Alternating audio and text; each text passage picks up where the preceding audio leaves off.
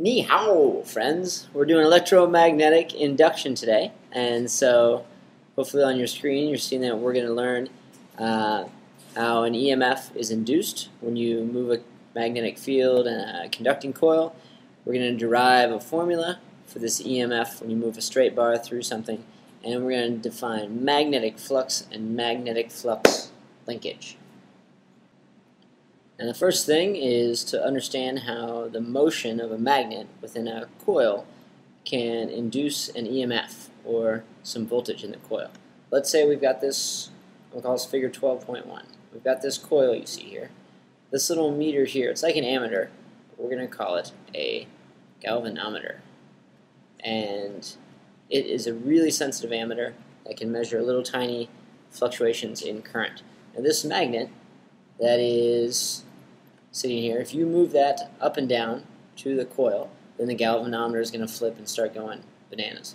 If you move the magnet side to side over the coil, the galvanometer still senses that. And the deal is, whenever you have a changing field within a coil, that causes current to flow.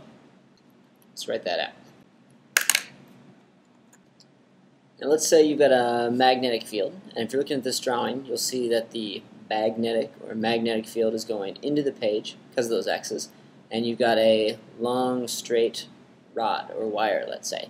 If you move that rod downwards, if you use the right hand rule, you're going to make the positive particles go to one side of it. They actually can't move, but if you use, let's say, the left hand rule if you want, that will show you that the negative particles get moved to the other side, and that's going to cause a potential difference, and you need to be able to derive what that voltage will be.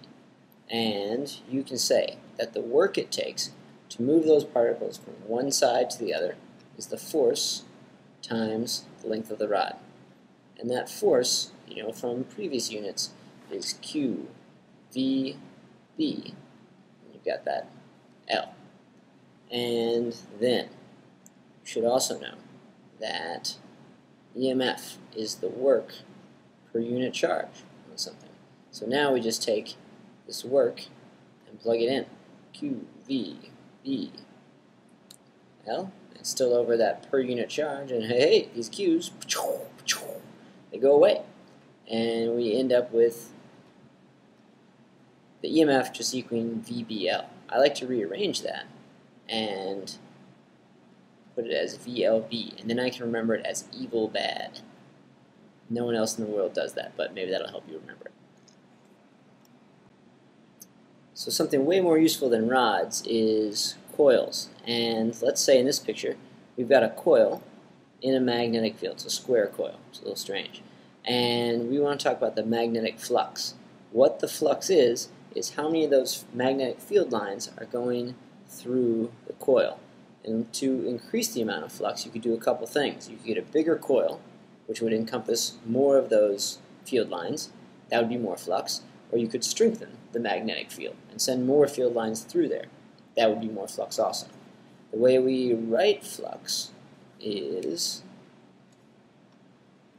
we make a phi symbol, which looks like a TIE fighter turned on its side. And that is going to be this equation, where B is the magnetic field, as you know. A is the area of the coil.